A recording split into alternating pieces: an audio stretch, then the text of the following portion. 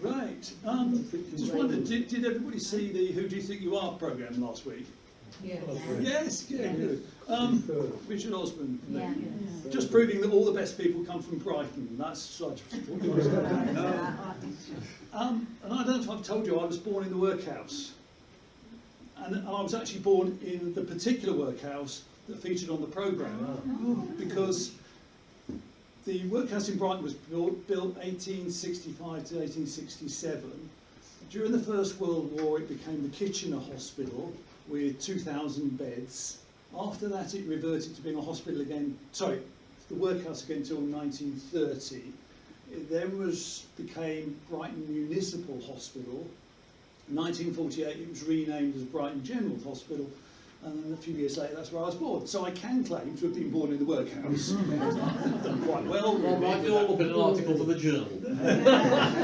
This month, speaking of Judy, a brief history of Shugborough. Brief history of Shugborough Hall. Right. I mean, Shugborough is kind of our local stately home, isn't it? I mean, I'm not aware of anyone that's more, was closer. I'll get my grammar right. So the floor is yours. Thank you very much. Thank you. I do 4 different talks, just in case anyone doesn't know.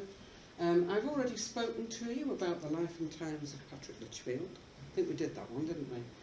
And now Shugborough, a brief history. But I also tell you, or also can tell you, if you ask me to come back again, and I can find the building, what the naughty servants got up to in the 1800s at Shugborough Hall. And they were real. The servants I talk about are absolutely real. And I've added a new one, which is the Impressionists. So without further ado, let's talk about Shugborough Hall. This is my walk into work, or used to be, before I was made redundant. Essex Bridge. And it's got quite an odd history. It's an odd bridge. I've heard it called all sorts of things. So I'll just talk to you about it, the real Essex Bridge, that is, just for a couple of minutes before I start walking you into work. Which I used to do. I used to walk this way to work. I used to love it. Anyway, this is Essex Bridge, and I've heard it called, heard stories about it, such as the one I did hear on the way home from work one night, and I kept going, I didn't stop, was that Queen Elizabeth's carriage used to go across there because she fancied the Earl of Essex. What? For a start, you wouldn't get a carriage across it, because it's that wide. It's just wide enough to get a horse, this is what it was built for, to get a horse galloping across there. And if you're a peasant like I would have been back in those days, we think it was built roughly in maybe the second half of the 1600s. And so it's quite old. And I've heard it called a packhorse bridge as well, which I can understand. But can you imagine a poor little donkey or horse trying to get its feet in there, in the V? Yeah? No chance. It's designed for me, peasant, to get out of the way. Because the Earl of Essex built it. By the way, I started talking about Queen Elizabeth I's carriage. It would be at least as wide as this table, if not wider. And the bridge is this wide. So I can't imagine a carriage going across that. Anyway, I just kept walking when I heard that chapter one night. It was many struts wider than this. It was much wider. It's currently 14 struts wide, as in the struts going into the river. It used to be 42 struts wide. And I can prove that with a drawing taken of it. It's going much further. The old bridge ends about here. And this is the new bridge, I should say, ends about here. And this is the rest of the old bridge. So it was a good quarter of a mile long, if not longer. And me, peasant, living in the village of Shugborough, here, because that's what it used to be called, Shugborough. I'll explain that in a minute, and if I forget, do ask me, because there was a village here. I'd be going to fetch my firewood, wouldn't I, in the woods. And I'm getting a bit old, aren't I? None of us is getting any younger. And I'd be coming back across with my daily firewood from the woods, this side, that side, And I'd hear the Earl of Essex, hear his hunting party coming. Oh no, just my luck. There's no chance of me running with all this heavy firewood, or running at all for that matter, across to the other side of the bridge. So I'll have to get in the little V and lean back and just hope that the firewood doesn't topple me over into the river. Yep, because he would come, he had this bridge built, and it was no coincidence that it was built here. Yeah, it was absolutely the right place to build it, because you've got two rivers meeting. You've got the River Sow coming from Stafford on the left, and the River Trent coming from Stoke-on-Trent on the right, and they meet at this very spot. So why build two bridges when you can build one? Makes perfect sense, doesn't it? He would take his hunting party across to Cannock Chase. And we're going way, way back to the 1600s. But I'm going to take you further back than that in a few minutes' time, to medieval times. So that's why that bridge was built. The name Shugborough, anybody ever wondered where the name Shugborough came from? Yeah? Well, it's two words, cobbled together, shuck and borough. Shuck meaning Pixies, fairies and elves, and borough meaning mound. So it's up to you what you decide what went on there. Sounds a bit like a fairy tale to me. But I'm walking into work. I've gone through the over the Essex Bridge. I've gone through the gates and turned right, instead of being a peasant.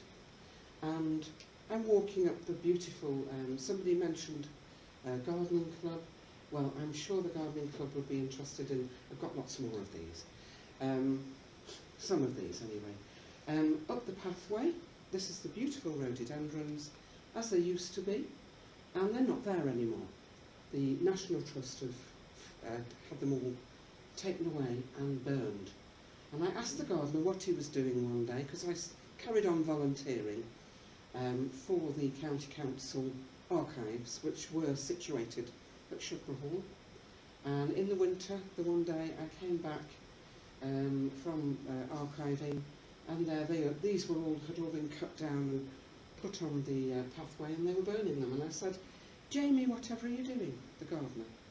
He said, "I'm burning the rhododendron bushes." It sounds like something from the Bible, doesn't it? I said, "Well, why on earth are you doing that?" He said, "Because they might get a disease." Fair enough. I'm not going to comment on that. I'm sure the gardening club might know more about that than me. So I'm coming up round the pathway. All this is all flat flower beds now. And I'm coming up to Shugborough Hall. And the first thing I'm going to tell you about Shugborough Hall is it wasn't here. Back in the medieval times, which is where we're going to go now, right back to medieval times, Shugborough Hall wasn't there. It was a very strange little building over at the back there. You know where the Chinese house is? Yeah? Well, it was where the Chinese house is now, we think. We're not 100% sure, but it seems the likeliest site from reading. I used to read all kinds of things when I worked at Shugborough, and I still got a few books at home that I've got access to information. But if you read, it does seem to be that the Chinese house, which we're going to have a quick look at now. Sorry about the photographs. These are my photographs, not Patrick Litchfield's. So he wouldn't have taken a photo like this, but I did. It was a nice sunny day anyway. Because it's slightly elevated, it's quite a few feet up from the river. That's rivers, I should say. That's another reason we think that the old manorial house, it was called, was built there. And it was owned and lived in by the bishops of Lichfield in succession. Don't know whether the actual bishop himself lived there, but it was owned by the church basically. So there's your first link to Lichfield, and there are going to be many, many more as we go through the next hour. There's so many links to Lichfield, it's unbelievable. So we think there was a round sort of house here, maybe a little bit bigger than the Chinese house round. But over the centuries, it did get quite cold, drafty and very, very damp, because there was a lot of water at Shugborough. The two rivers, A couple of streams, lots of sort of lakes. When I say lakes, small lakes. And I'll show you where one of them was shortly. So back to medieval times, we've got the bishops of Lichfield and a religious, probably a bit of a monk's B&B going on here. Because if you were travelling to Lichfield, this was your place to stay, a safe place to stay. So it's possibly a bit of a monk's B&B over the years. You're headed for Lichfield from, say, the north. You're continuing on south. So about 80 acres, maybe 85 acres of land. But the interesting thing about the Shugborough is that it owned Cannock Chase. Cannock Chase was attached, I think, well, I'm not entirely sure, in roughly the 1100s, it goes back a very long way, that Shugborough became attached to the bishops of Lichfield diocese here, part of which was at Shugborough. And that was appeasement from the church, from the king to the church. And we're creeping towards King Henry, aren't we? And that's where it really starts to change. But the kings were trying to keep the church sweet, if you like. And one of the Edwards, I think it was Edward the II, gave Cannock Chase to Shugborough. And that was a good thing, because this is why the Earl of Essex wanted to charge across there and go hunting. It was your local Tesco. You could get grouse, wild boar and deer. Deer were the real prize. I was reading about the deer, and the deer, if you caught a deer and you were able to get it onto a dinner table, it would feed roughly 40 people. So when you've got a big banquet, this is what you want, a few deer if you can catch more than one, depending on how many visitors you've got, of course. Or it would feed a few people for quite a while. So nothing particularly remarkable, should I say, happened over the centuries, until it was given to William Paget. And we know the Pagets of Beaudesert, don't we? I've just driven past Paget Close somewhere on the way here and thought, I should be talking about him shortly. So this was in 1548, and King Henry VIII, as we all know, didn't like the church for various different reasons, mostly because they wouldn't let him divorce, or didn't want him to divorce. So he took away the whole of the estate, the 85 acres, and the old building, and Cannock Chase, and gave it to William Paget. And that was in 1548. And about 20 years later, he sold it on to Thomas Whitby, and he was a local man. This is Thomas Whitby in the background here. That's him, that's his brother. Yeah? His wife, Thomas Whitby's wife, for some odd reason, is in the ancient High House at Stafford. Don't know why, maybe they didn't like each other. But I don't know why. But behind me are their two children. I think the museum loan the pictures out to different places. So she is covering probably a damp patch on the wall at the ancient High House. And he owned the estate for roughly 20 years. Thomas Whitby was a local miller. He owned 2 mills and quite a big businessman from Great Haywood. So he was fairly rich. And just towards the end of the 1500s, early 1600, I think it was 1620 possibly, he sold it on to this family. So this is the really, really interesting family at Shugborough Hall, or they were when they were there. You will absolutely love this family by the time I finish this evening, I promise you. If you don't, there's something wrong with you. Yeah? So this isn't the first one. This is number 3. So we have William Anson number 1 in 1620, William Anson number 2, and William Anson number 3 towards the end of the 1600s. And they were all lawyers. So William Anson number 1 was recorded as being William Anson from Dunstan. So that was a village I'm not sure, but I think it's sort of Paperidge way. I keep meaning to look that up and I never do. So this is number 3. So he was in residence, so to speak, from 56 to 1720, or when he took over to 1720. And it's his 2 sons and 3 daughters. So he had 2 sons and 3 daughters, or rather his poor wife did. And it's the 2 boys, the 2 men rather, who were very, very interesting, and I do mean very interesting.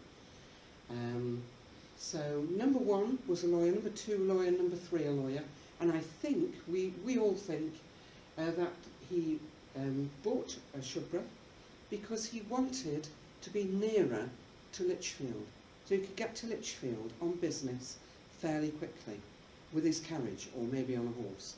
But certainly a carriage back in those days would get you to Lichfield in a reasonable time. And probably he would stay at Lichfield anyway. And has anybody heard of the Anson family firm of lawyers in Lichfield? Yes? They founded it. The gentleman I'm going to talk about in a minute must have sold it. So only 3 generations owned it, but they'd opened up that brand new premises back then, back in the early 1600s, to get more business, I suppose. And I suppose Lichfield is a good area for business. They were middle-end lawyers. They weren't very, very high up. They certainly weren't massively rich, but rich enough to buy an estate. So, why, I ask you here, you ask, say that the right way around, why is Shugborough Hall called Shugborough Hall and not Shugborough Mansion House? You do hear it called both, but I still call it Shugborough Hall, even after working there for quite a few years. And I'll tell you the reason why it was called Shugborough Hall. If you look at this here, behind the pillars, you see something slightly different. There were no pillars when it was built, and William Anson number 3 had got fed up with the old, drafty, wet, damp building, and he decided to build a new one, and it was this one. And it was called Shugborough Hall because it wasn't a mansion house, it was a 2-storey brick-built house, and would have been called a hall. The only reason you would call a mansion house is because of its size, and it would have to be over a certain number of rooms. I've got it in the back of my head somewhere, something like 30 rooms or more, and this certainly didn't have 30 rooms when it was built. And it certainly wasn't white, it was brick. So what happened? Why did Shugborough... We had the farm built, the servants' quarters built, follies put on the land, didn't we? Lots of follies, and an extra storey put on top, and these 2 at the side, massive extensions. Where did the money come from for that? This was built in the, I think it was the last couple of years, the original building here, last couple of years of the 1600s. We've got 1698 in my mind. And that was it. That's all there was there. Nothing else. But just have a quick look at this here as well. I said how wet and damp Shugborough Hall was, or the estate was. That is a culverted stream. Quite interesting, isn't it? So if you originally were getting out of your carriage, you might be stepping into a stream. And the family didn't want that. They wanted you to be stepping onto a fairly dry surface, so they culverted the stream underground. Just interesting little snippets, aren't they? So, this gentleman took over. He took over in 1720, and he was the firstborn son. And note the name, Thomas Anson, not Patrick Lichfield, as we talked about. Do you remember me saying Patrick Lichfield's name wasn't really Patrick Lichfield? It was Thomas Patrick John Anson. So he was also a firstborn. So Thomas Anson, the firstborn sons, that's what they were all called. But for a brief period, they weren't. And then they went back to calling them Thomas. So, Thomas Anson number 1, instead of William, made a change from William, didn't it? He was possibly, I don't know, they were equally important, him and his brother. He was, as I've got written down there, creator of the first Whig seat in Staffordshire. Now for those, I know you're a family history group, but you'll be interested in history generally, won't you? And I'm sure some of you will know a lot more about politics than I do. Don't know much about politics. But I do know that 3 or 4 of their family members, he was the first, were MPs. But they weren't MPs for Conservative. They were MPs for the opposition, and much maligned and much hated, and on a good day could have been spat at in the street. Yeah, that was, you had to be quite brave to be a Whig. Yeah? And he was the first, he had the first Whig seat in Staffordshire. And here we are again, Lichfield. So we've got the Bishops of Lichfield, and then we've got MP for Lichfield, and we also had the Lichfield Anson family firm of lawyers set up. So 3 links to Lichfield straight away. And a bit later on, I'll tell you now because I might forget, possibly a century later, when the naughty Victorian servants were about, that gentleman's father, so quite a few generations later, they started to, they did something called the Lichfield Pact, and that was a really, really important piece of legislation that I'm not going to bore you with. It's too, if you want to look it up, look it up. But politics can be very boring, can't it?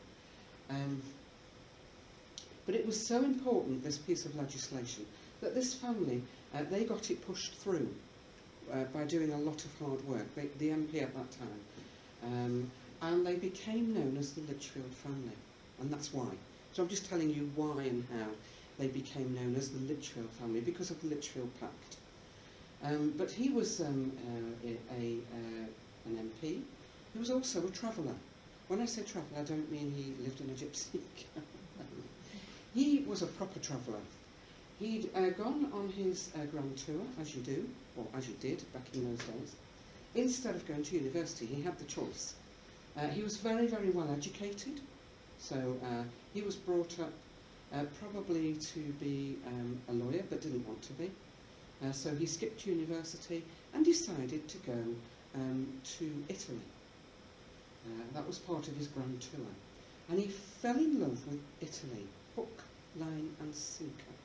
And if you know Shugborough at all, and if after tonight you will appreciate this, Italy is plastered all over Shugborough, inside and out. And I will tell you 1 or 2 of the main features of that. He also had, he formed something called the Dilettanti Society. And if you know, you saw the pillars at the front there of the house. He didn't put them in. The person after him, who took over from him, put them in. But they thought it was fitting, and correct, it was very fitting. Because Thomas number 1 had all of these buildings, these follies put onto the estate. And this was one of the first ones. And it was taken from an Italian architectural drawing brought back from Italy by an architect. So it was taken for real. Some of you may know more about these buildings than I do in Italy, but I know what this one is. It is now looking a little bit sadder. But do note the water, note the water. That's all been drained away, because you had to have go over the footbridge to get to it initially. We now know this as this, know that as this building. And note, as I say, there's no moat around it at all. It was all drained off and filled in, along with a lot of other water in the early 1800s. So it looks better now, the National Trust. I must go across and take a new photo. The National Trust are doing wonders with this building, I will say that. So there you go. So that's one of the follies. Anybody know about the Cats Monument? Have you seen the Cats Monument? The closer the monuments are to the house, the fonder they were, more they were connected to the family. And the family would have been put them up because they were fond of that particular thing or person or whatever. And this is known as the cat's monument because the pussycat's sitting right on top there.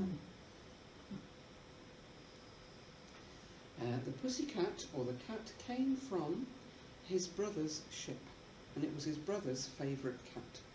And when he came home on shore leave and would have a look at what Thomas was doing, I'm going to tell you where the money came from shortly.